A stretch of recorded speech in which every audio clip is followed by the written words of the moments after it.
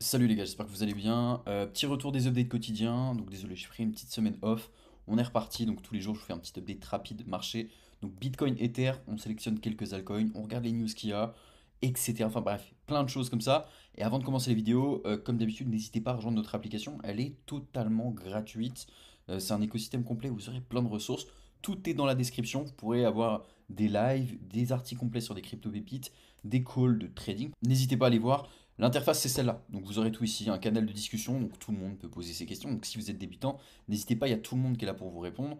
Donc rediffusion des lives, et bibliothèque d'alcoin. Donc quand vous voulez comprendre un projet, c'est important de comprendre dans quoi on investit. Il y en a beaucoup qui font l'erreur d'acheter juste en écoutant des gens. Donc non, les gars, essayez de comprendre dans quoi vous investissez, c'est le plus important. Donc là, vous avez une bibliothèque, vous avez juste à faire une petite recherche, ou alors vous sélectionnez le projet que vous voulez, et vous aurez tout de A à Z sur le projet pour comprendre ce que c'est.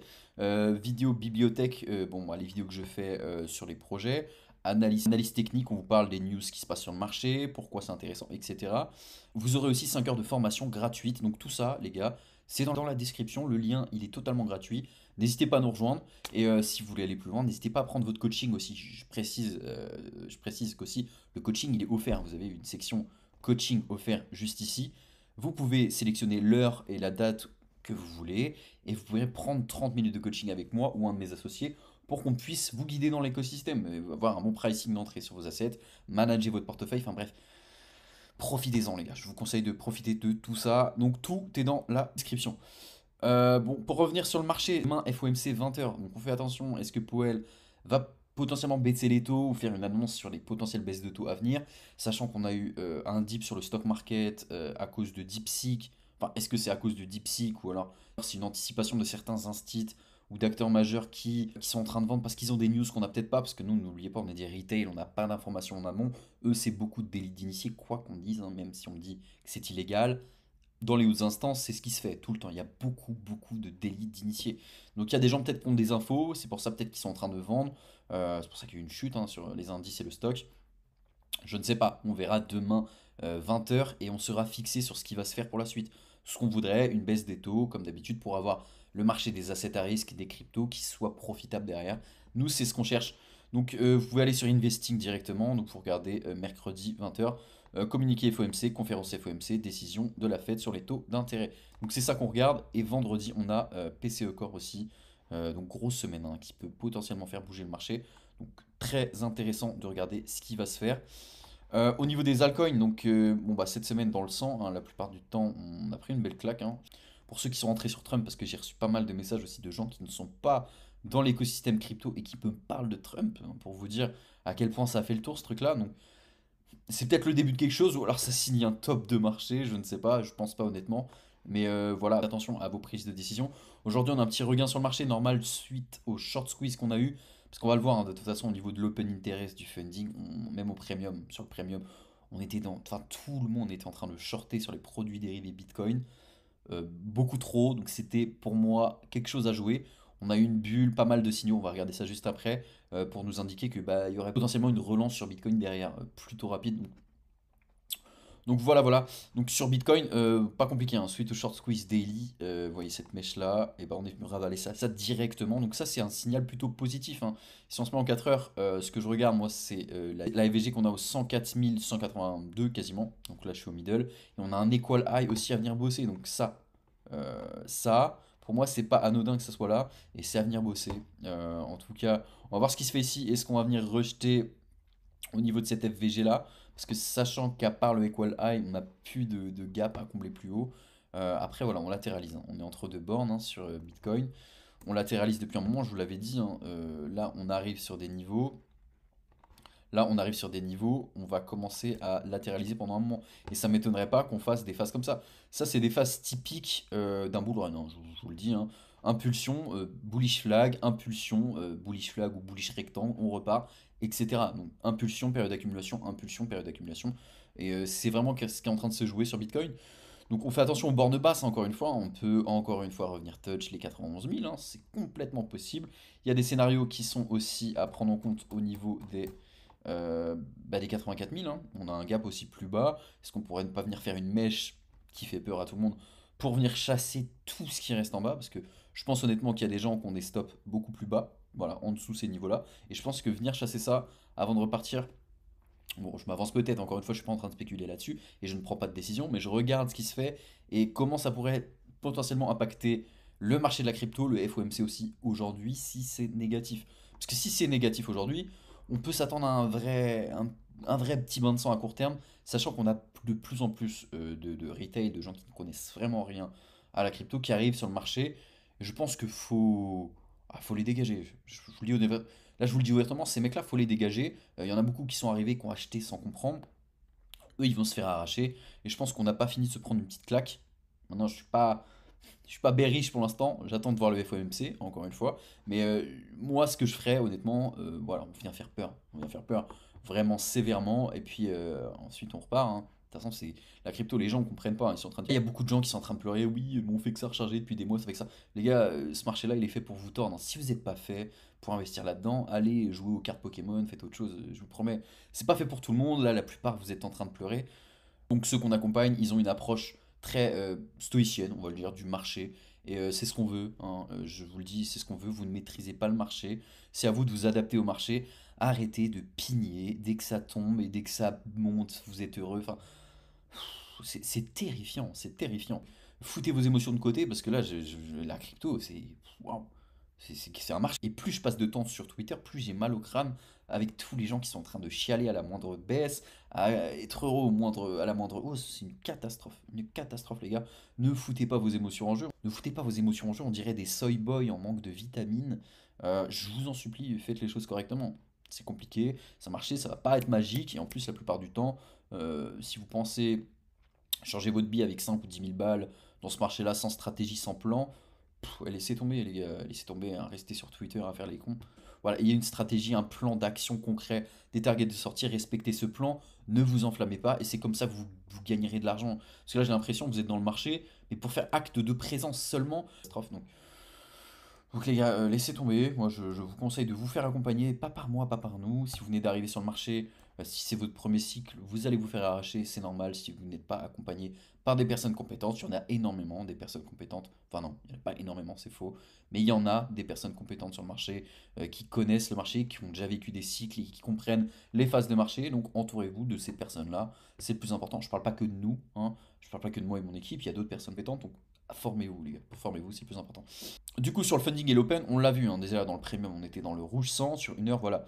À ces niveaux-là, les gars, funding dans le négatif, on avait un open interest qui explosait. On avait une bulle qui était très intéressante sur Bitcoin en 4 heures, je crois. On a une bulle, voilà, juste ici, qui était assez claire. Donc là, il y avait des choses à jouer, hein. On aurait pu long Bitcoin. Encore une fois, on ne short pas un actif qui est exponentiel en multi-time frame. Donc Bitcoin, c'est exponentiel en multi-time frame. Donc voilà, au niveau de l'open du funding, on avait vraiment de la data. Au niveau du volume sur le spot, sur les différents exchanges, on est vachement bas. Pas trop d'achats depuis, hein. On est vraiment, vraiment au plus bas sur les achats en spot sur Bitcoin. Donc voilà, sur les produits dérivés, c'était quelque chose à jouer. Maintenant, voilà, on a un funding. Vous voyez, on a un open interest qui baisse, un funding qui monte. On a des fermetures short sur le marché. Donc faites attention à ce qui va se faire. De toute façon, là, je pense que les gens ne prennent plus de décisions suite au FOMC. Et tous ceux qui se sont fait liquider, et bah, ça a fait mal, hein, comme d'habitude. Donc les prochains niveaux intéressants sur Bitcoin. Encore une fois, là, on a laissé énormément de choses derrière nous. On a un gap ici, une FVG juste ici, que moi je surveillerai. Et encore une fois, si on prend l'impulsion, qu'on prend le retracement de Fibo, qu'on prend ce bas là, ce haut là, les niveaux en OTE, donc vers ici, c'est pas déconnant, hein. On n'est même pas revenu bosser les 0,61,8. Voilà, on rebondit on rebondit légèrement sur la SMA 50. Donc, moi, Immobise, moi que j'utilise pour résistance support, qui est vraiment pas mal. En 4 heures, on est en dessous la SMA, on est au-dessus le MA de Super Expo. C'est assez flou, encore une fois, c'est assez flou. Donc, on va regarder ce qui se fait au FOMC. Pour moi, bosser la FVG, venir la combler, c'est indispensable. Donc, à terme, peut-être une petite hausse, revenir bosser ça, revenir peut-être chasser les qual high avant de repartir plus bas après le FOMC. Donc un scénario comme ça où on viendrait combler, hop, pour moi c'est pas déconnant. C'est pas déconnant. Tant qu'on latéralise entre les deux bornes que je vous ai citées ici, et bah, pour moi c'est complètement à venir jouer ces scénarios-là. Donc faites attention sur Bitcoin. Encore une fois, nous ce qu'on veut c'est regarder ETH face à BTC qui nous donne vraiment très peu de métriques. Donc pour ceux Donc pour ceux qui ne sont pas au courant, ce qu'on regarde vraiment, c'est cette métrique-là. Je vais vous mettre en grand écran pour avoir un signal sur une L-Season. Encore une fois, en 2015, on a une période d'accumulation, une impulsion, un falling wedge, revenir sur des bornes intéressantes, des zones d'overlaps, et on a une impulsion avec Ether qui est parti et les altcoins qui sont partis derrière. On a un scénario qui est assez similaire, quoi qu'on dise, avec une période d'accumulation, une impulsion, un falling wedge, et on revient sur des bornes basses. Pour l'instant, pas de signal, pas de signal. Donc encore une fois, je suis sur des time frames beaucoup plus longues, hein, mais la weekly, daily, 4 heures, on est vachement baissier sur une stratégie tendance multi-time frame. Tant qu'on n'a pas de validation, de retournement de structure limite au 0,037 sur la paire ETH-BTC, et bah on ne fait rien, on voit qu'Ether est beaucoup plus faible que Bitcoin. Ça c'est indéniable dans tous les cas. Sur la dominance Bitcoin, ce qu'on regarde tout le temps, la dominance Bitcoin, on regarde les phases de cyclicité avec les half season de 378 jours. Donc encore une fois, là on est sur une borne intéressante. On a potentiellement un signal pour notre half season. Si je me mets comme ça, voilà, moi le scénario que je jouerais, c'est revenir bosser l'order block qu'on n'a pas comblé entièrement. Et ensuite revenir plus bas pour venir chasser ce qu'on a essayé. Donc le high juste ici au 59% pour repartir plus bas. C'est ce que je jouerais honnêtement sur la paire dominance Bitcoin. Et encore une fois, si la dominance de Bitcoin diminue, c'est positif pour les altcoins en général. Ça a toujours été le cas. Donc voilà ce qu'on regarde. On va regarder Ether rapidement. Donc Ether rapidement, moi j'avais un scénario ici avec ce gap qui est à surveiller. Si on prend l'impulsion, le retracement de Fibo d'ici à ici, ça nous ferait revenir en zone OTE. Donc OTE plus FVG, c'est super intéressant de coupler ça. Sachant qu'aussi plus bas, on a quand même euh, un order block qu'on n'est pas venu combler entièrement. Donc voilà, triangle de compression actuellement sur Ether, et moi je jouerai un scénario comme ça, à voir ce qui se fait, sachant qu'on n'est pas venu mécher, mais regardez, hop, si je vire ça, vous voyez, on est venu mécher jusqu'ici pour moi, on n'est pas venu liquider la mèche plus bas au 2921, et on n'est pas revenu chasser le gap qu'on a laissé aussi plus bas. Sachant qu'on laisse des choses derrière nous sur Ether, donc pour moi la borne actuelle, dans le triangle de compression actuel, c'est le moment de partir. C'est le moment que Ether nous fasse quelque chose, sinon on ira plus bas et ça c'est potentiellement inquiétant. Donc faut patienter, quoi qu'on dise en daily, on est au-dessus de l'EMA 200 période expo, on est en dessous de la SMA 50, c'est assez flou. C'est très flou, mais pour moi les niveaux actuels sur Ether, c'est là que ça doit se jouer. Donc on va voir le FOMC, mais sinon l'OTE, les gars, l'OTE plus la FVG au 2834, moi je reprendrai des positions. Et après on voit si ça se maintient. Si ça se maintient pas, on ira bosser bah, le gap qu'on a. Pour moi, le dernier gap qu'on a laissé plus bas, plus l'OB. Et ensuite le reste, je pense pas qu'on viendra le chercher. Enfin, ça m'étonnerait honnêtement. Donc vraiment là, Ether à surveiller de très près ce qui est en train de se faire. Je voulais vous parler de mode aussi, un subnet sur BitTensor sur Tao qui vient d'être live. Donc en vrai les gars, à surveiller ce projet-là. On rebondit déjà sur le EMA 200 période expo en daily. Et je voulais vous montrer sur Défilama un peu les métriques qu'on a. On a une TVL qui était vraiment en hausse pendant un moment, donc quand c'est lancé, le projet est vraiment bien perf. Donc là, on voit que c'est live, donc ça, pour moi, ça va repartir, je vous le dis honnêtement. On a une TVL quasiment à 120 millions actuellement, donc ça tourne bien. Donc ça tourne bien, on a une capitalisation, on a un market cap à 77 millions sur Defilama, sur CoinMarketCap on est à 77 aussi quasiment. Donc mode intérêt FDV 300 millions, la supply totale 10 milliards, on a 2,5 milliards de modes en circulation. N'hésitez pas à aller voir, faire un tour. Le contrat, il est directement sur Ether. Vous pouvez l'acheter via le contrat ERC20. Je vous conseille d'acheter les actifs sur vos hot wallets ou cold wallets. N'achetez pas ça sur des exchanges, encore moins sur Binance en ce moment. Je me répète, faites attention à où vous stockez vos assets. Et si vous voulez connaître les sites importants pour stocker vos actifs, n'hésitez pas à rejoindre dans l'application. On a fait des modules où on vous explique les meilleurs wallets à utiliser et on vous explique aussi comment les utiliser. Je vous explique aussi comment les utiliser parce que, encore une fois, je ne ferai pas la promotion moi, de Binance, toutes ces conneries-là. Même si beaucoup vous vendent ça comme la plateforme magique, pas moi. Et je tiendrai ce discours jusqu'à la fin et jusqu'à temps que ça crache. Parce que je suis persuadé que ça crachera cette merde-là. Et ça sera le catalyseur qui fera qu'il y aura un bear market. Donc en tout cas, mode très intéressant. On va regarder graphiquement où ça en est. Donc comme je vous avais dit, on rebondit sur le MA200 paire d'expo. C'est plutôt pas mal en 4 heures. On a rebossé à la limite l'OTE, mais encore une fois, en fonction du discours, je patienterai encore un peu. Donc je patienterai encore un peu sur mode, malgré que voilà, le rebond sur le EMA de Super Expo, il est plutôt pas mal. Donc voilà. Dans une vidéo, je vous avais dit, on avait un bullish flag, donc on l'a break, on est venu chercher des niveaux plus hauts, on est reparti plus bas, en fonction du contexte de marché. Donc mode subnet sur BitTensor, à surveiller, c'est une petite pépite hein, qui peut vraiment vraiment vous faire gagner de l'argent. Donc encore une fois, un market cap est très faible, hein. Donc encore une fois, le market cap est très faible, hein. 80 millions, c'est pas beaucoup, c'est vraiment pas beaucoup. Donc pour un actif pas trop capitalisé, avec des fondamentaux et un narratif vachement solide, sur un protocole comme BitTensor, il y a sûrement des choses à faire. Encore une fois, gestion de risque, comme d'habitude, n'achetez pas n'importe comment. Si vous voulez connaître fondamentalement le projet, on va y aller direct, hein. Mais mode, on a fait un article dessus. Voilà, on a fait un article dessus, on avait mis une alerte en plus à l'époque, donc ça avait bien performé, hein. Quand on regarde, on a eu une belle impulsion. Maintenant, encore une fois, prise de profit comme d'habitude, plus de 60%, c'est déjà pas mal. Sur un trading à court terme, encore une fois, prise de décision, mettez TP et votre SL à des niveaux intelligents, SL à un niveau qui invalide entièrement votre scénario. Donc n'hésitez pas, en tout cas, à aller voir ce projet-là. On va regarder aussi Ondo où ça en est. Donc Ondo, je vais être très honnête avec vous. Donc Hondo, je vais être très très honnête avec vous. Moi, j'attends des niveaux pour recharger comme un bœuf, énormément dessus. Sachant que là, la zone OTE plus, donc sachant que là, la zone OTE entre les 0,68 et 0,79, bah on est venu la bosser, mais pour moi c'est pas assez. Et là, à court terme, on a eu un break de cette trendline. Vous voyez, avec un 2 3 4 5 points de contact. Break, pullback sur la trendline. Donc pour moi, il y a un scénario à jouer où Hondo nous fait quelque chose de ce style-là. Euh, donc avec le pullback là-dessus. Avec le pullback là-dessus, en plus en fonction du contexte, hein, les altcoins pour moi ils sont plutôt baissiers. Et revenir bosser l'OB au niveau des 1,15 c'est pas déconnant. Et revenir combler entièrement l'OTE c'est pas déconnant non plus sur Hondo. Sachant que là voilà, hein, cette pattern là elle est très claire. Donc Hondo je patienterai honnêtement avant de réinjecter sur le marché. De toute façon j'attendrai le FOMC et j'ai plus bas sur Hondo. Donc Tao Bintensor pareil on est venu bosser l'over L, donc voilà, distribution, accumulation. Et là, on revient bosser la polarité qu'on avait au 363.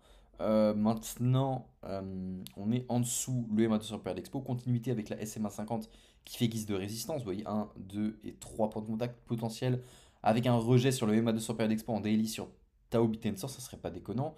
Donc déjà, revenir retest les 360 pour moi c'est un niveau à venir prendre, je vous le dis honnêtement. Même si on a comblé les gaps qu'on avait laissés plus bas en daily, si on se met par exemple en weekly, ce qui reste des choses derrière nous, weekly, weekly on a comblé pas mal de choses quand même. Weekly on a comblé pas mal de choses, daily. À voir ce qui se joue ici, si ça se joue ici. Maintenant la validation, si Bitten part, les 526 pour moi c'est un scénario où on valide la structure. On valide la structure de cette façon-là. Ça veut dire que Tao nous fait ça, break le MA200 période expo, va au-dessus là, on attendrait bougie de confirmation, clôture. Et si on reste au-dessus de ça, qu'on se maintient, pour moi, on a tout intérêt à aller plus haut.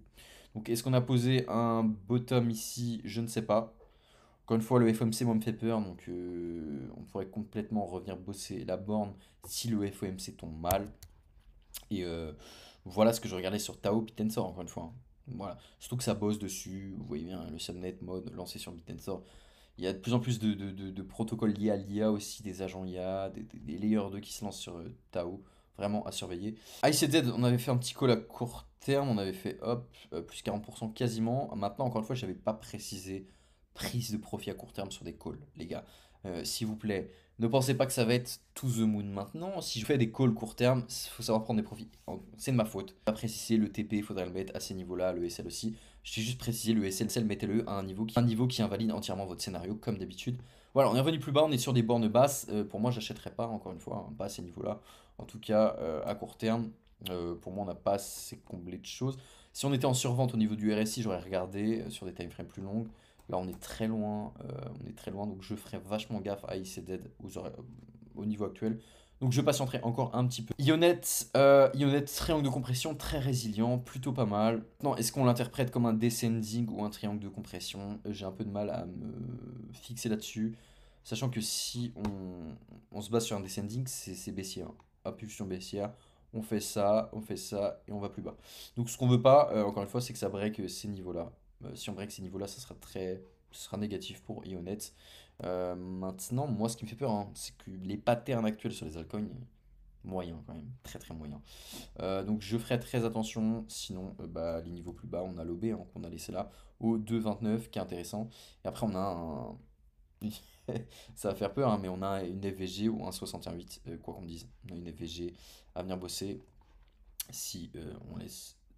Par exemple, si on fait retracement de